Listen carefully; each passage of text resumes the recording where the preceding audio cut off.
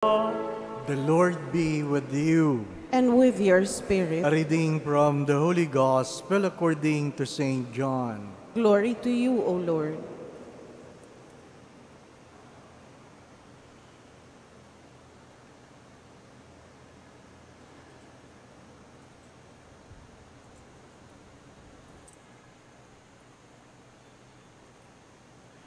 There was a wedding in Cana in Galilee, and the mother of Jesus was there. Jesus and his disciples were also invited to the wedding. When the wine ran short, the mother of Jesus said to him, "They have no wine." And Jesus said to her, "Woman, how does your concern affect me? My hour has not yet come." His mother said to the servers, "Do whatever he tells you."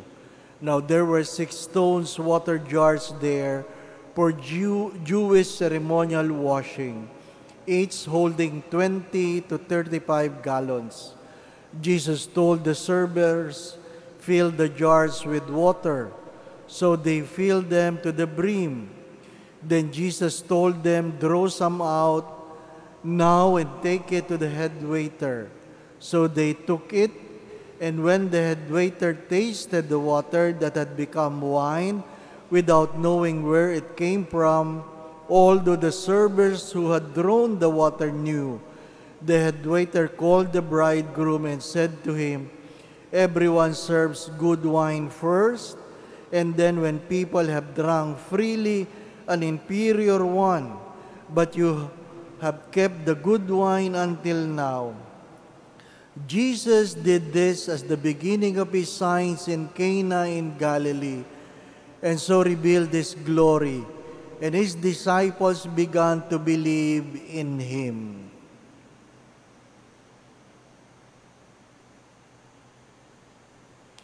The Gospel of the Lord. Praise to you, Lord Jesus Christ. Please be seated.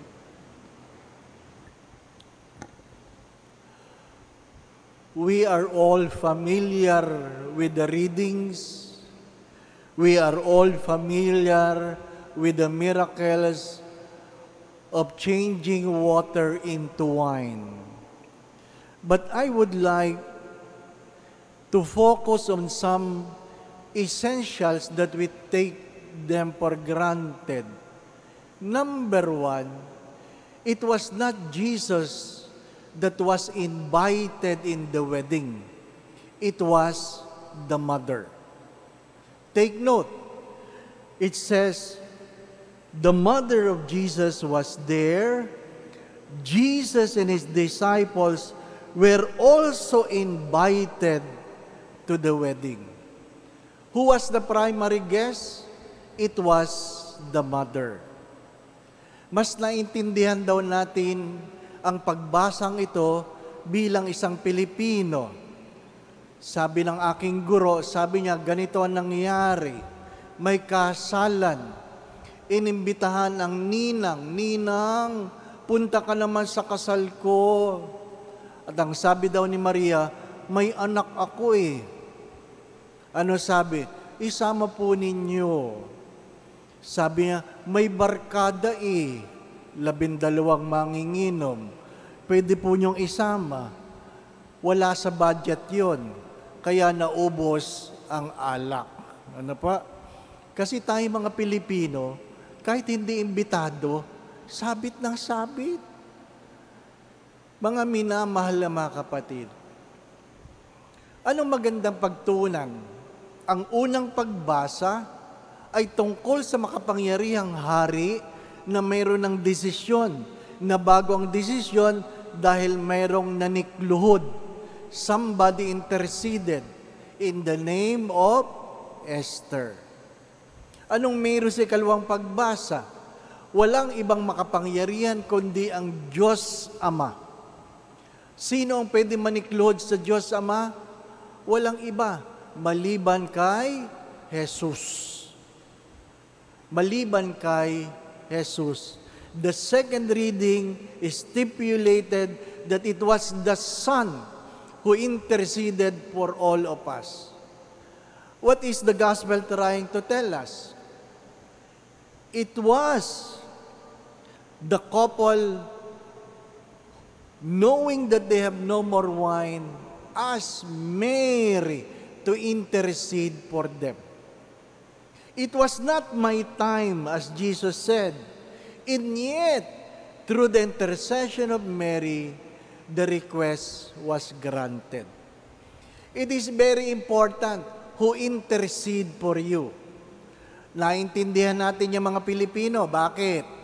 Mahilig tayong humingi ng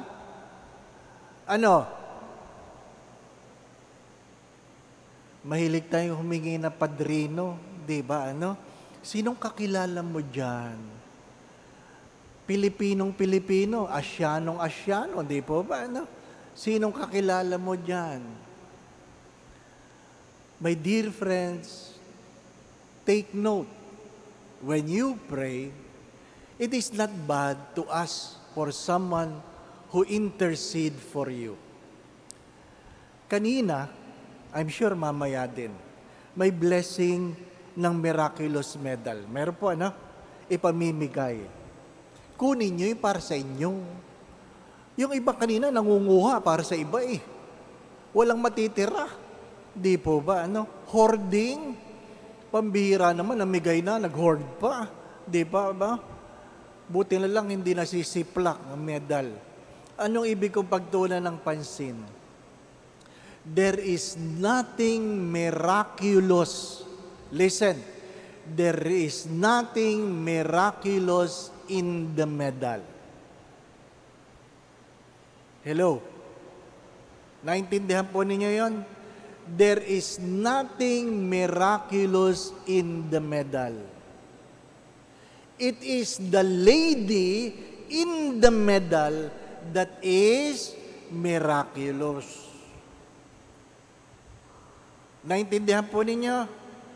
Kaya kahit mag-ipatong nyo lahat ng medalyang isuot ninyo, kung hindi naman kayo nagdadasal sa mahal na Birhen, walang mangyayari. It is the lady in the medal that makes it miraculous. The most important part of our celebration is the lady, not the medal. Don't forget that. Kaya siguro yung iba, nag-hoard ng medal. Meron sa wallet, meron sa bulsa, merong sinusuot, meron sa damit. Again, it is the lady that is miraculous. My dear friends, my brothers and sisters, today we are invited to look at the woman who pointed her fingers to Jesus saying, "Do whatever He tells you." Do whatever He tells you. We are blessed in our obedience in the word of Jesus. Amen. Going back to what I've said, there is nothing miraculous in the medal. It is the lady that is miraculous in the medal. Ano po? When you wear the medal, it means I have made the decision to put right what is wrong in my life and to follow Christ as the mother pointed her finger to her son. Second, maganda ito. If you invite Mary in your home, the son will always come. If you invite Mary in your home, the son will always come. And the miracle do happen. The Lord be with you. And with your spirit. And may Almighty God bless you in your family, the Father, the Son, and the Holy Spirit. Amen. We go in peace to love and serve the Lord. Thanks be to God. Happy Fiesta!